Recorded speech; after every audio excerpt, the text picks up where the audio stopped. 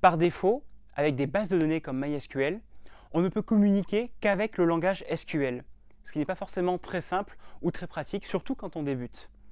On aimerait bien avoir une interface graphique comme Excel avec des cases que l'on peut modifier et voir très facilement. C'est justement à ça que sert l'outil PHPMyAdmin.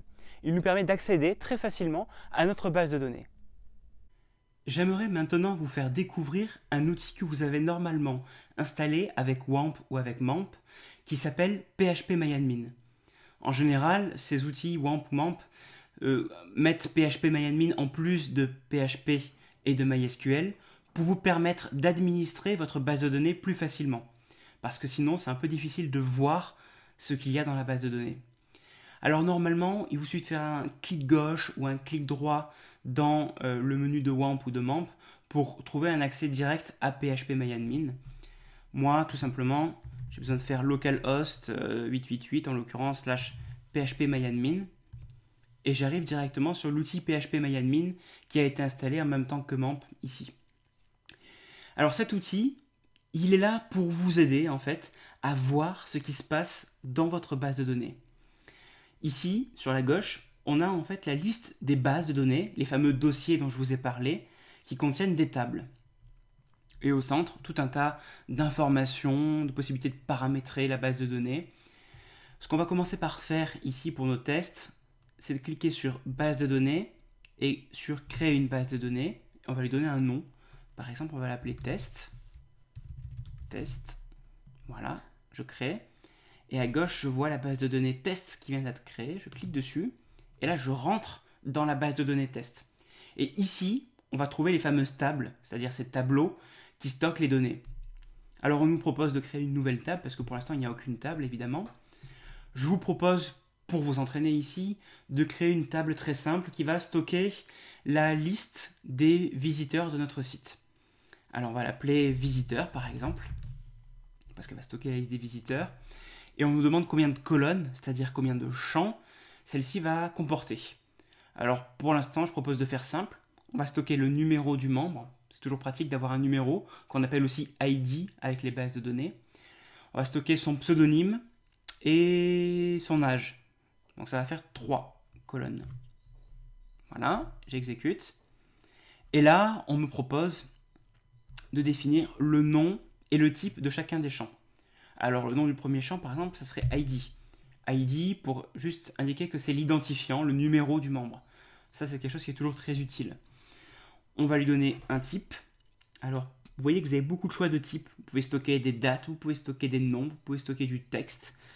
En l'occurrence, on va avoir besoin ici d'un int, comme integer, c'est-à-dire entier en anglais, donc un nombre entier. Ça va stocker des nombres comme 1, 2, 3, 4, 5. Alors que float, lui, permettrait de stocker des nombres décimaux, comme des prix. Time, year, etc. pourrait stocker donc des informations liées à des dates. On pourrait avoir texte qui va stocker du texte tout simplement, mais des textes assez gros. On peut stocker éventuellement un livre entier là-dedans. Varchar, lui, va stocker des textes très courts. Par exemple, des textes de quelques dizaines de caractères ou 100 caractères. Donc ici, on va commencer par int. Vous voyez que vous avez beaucoup d'autres options. On va pas trop les utiliser ici. Elles sont un petit peu spécifiques. Par contre, sur le côté, je vous propose, pour ID en particulier, d'indiquer que c'est ce qu'on appelle la clé primaire. Ça va permettre d'indiquer à la base de données que ce numéro est un identifiant unique qui permet de distinguer tous les visiteurs du site. On a toujours besoin d'une clé primaire dans une base de données, dans une table, ici. Donc, j'ai mis primary. Et en général, vous ferez ça. Vous mettrez un ID de type int avec un index primary pour dire que c'est lui qui sert d'identifiant. Et en cochant cette case un peu obscure, AI, qui signifie auto-increment, vous allez faire en sorte que le numéro augmente tout seul au fur et à mesure du temps. Le premier visiteur sera automatiquement numéroté 1, ensuite 2, 3, 4, etc. Voilà, donc pour ID, on va mettre primary et auto-increment, et ça nous suffira largement. Ensuite, on a dit qu'on mettait le pseudo, donc on va mettre pseudo. On pourrait aussi écrire pseudonyme en entier, mais bon.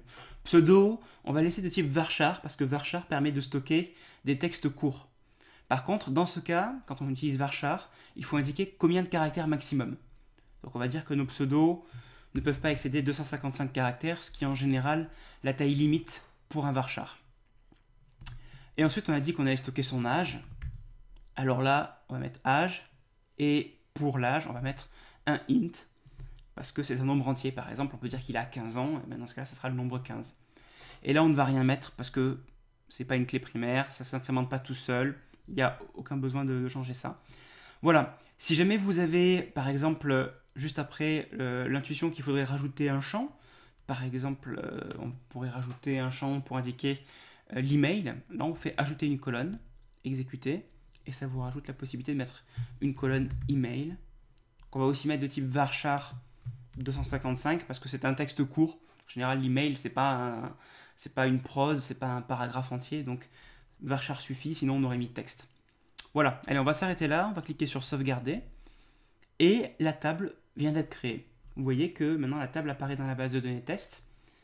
Si on clique dessus, on voit la structure de la table. On nous rappelle qu'il y a 4 champs, ID, c'est-à-dire le numéro du membre, son pseudo, son âge et son email. Et si on veut, on peut toujours après coup, ici par exemple, modifier pseudo pour l'appeler pseudonyme par exemple. Je pourrais juste changer voilà, le nom ici, je ne vais pas le faire. On pourrait aussi ajouter des colonnes après coup. Vous voyez, on a aussi une option ajouter une colonne en fin de table, c'est-à-dire qu'elle va se rajouter là, ou en début de table, ou au milieu, etc. Là, ce que j'aimerais vous montrer, c'est que PHP-MyAdmin nous permet facilement et visuellement de créer des tables, il nous permet de les modifier, il nous permet aussi d'insérer des données manuellement. Alors souvent, on ne fera pas ça, mais c'est quand même pratique de savoir que ça existe et qu'on peut le faire. Vous voyez les onglets qui sont ici ? Celui-ci affiché va permettre de montrer le contenu de la table. Ce problème, c'est qu'ici, la table ne contient aucune donnée pour le moment. Donc, on va en insérer. Hop, insérer. Et là, on me propose de mettre un ID, un pseudo, un âge et un email. Alors, l'ID, on va le laisser vide parce qu'on a coché auto-increment. Vous vous souvenez, le AI. Et donc, automatiquement, MySQL va mettre 1, 2, 3, 4 au fur et à mesure des visiteurs qui arrivent sur le site. Par contre, le pseudo, je vais pouvoir mettre mon pseudo, par exemple, Matteo21 ici. Mon âge, on va dire que j'ai 99 ans, et mon email qui pourrait être matteo21@openclassrooms.com ou que sais-je encore, et je clique sur exécuter ici. Je peux aussi rajouter une deuxième ligne, si je décoche ici ignorer, et je vais mettre une deuxième entrée, je vais mettre Robert qui a 32 ans et qui s'appelle, il y a un email, c'est robert@free.fr. Voilà. J'exécute. Parfait. 2 lignes ont été insérées ici. Et du coup, je peux les voir dans Afficher. Et là, vous voyez, on retrouve ce fameux tableau avec l'ID qui a été automatiquement inséré. 1, 2, et ça ferait ainsi de suite 3, 4. Le pseudo, l'âge et l'email de chacun de mes visiteurs. Alors évidemment, on ne va pas demander à nos visiteurs de s'inscrire comme ça. Ça serait un peu compliqué pour eux. En fait, on va écrire des pages PHP avec des requêtes SQL qui vont avoir le même effet, c'est-à-dire qu'elles vont insérer des données dans la table. Ça, on va le voir justement dans les prochains chapitres. Mais déjà, vous pouvez vous rendre compte que cet outil est très pratique pour administrer votre base. Vous pouvez après coup modifier ou effacer une ligne. Par exemple, si je veux m'effacer de la base, attention, il y a juste une petite confirmation, mais après, hop, c'est fait. Voilà, j'ai disparu. On peut faire ce qu'on veut, on peut voir toutes les lignes, on peut les filtrer aussi avec l'option de recherche. Bref, c'est un outil vraiment très très puissant qui en fait sert juste à vous permettre d'accéder plus facilement à votre base de données.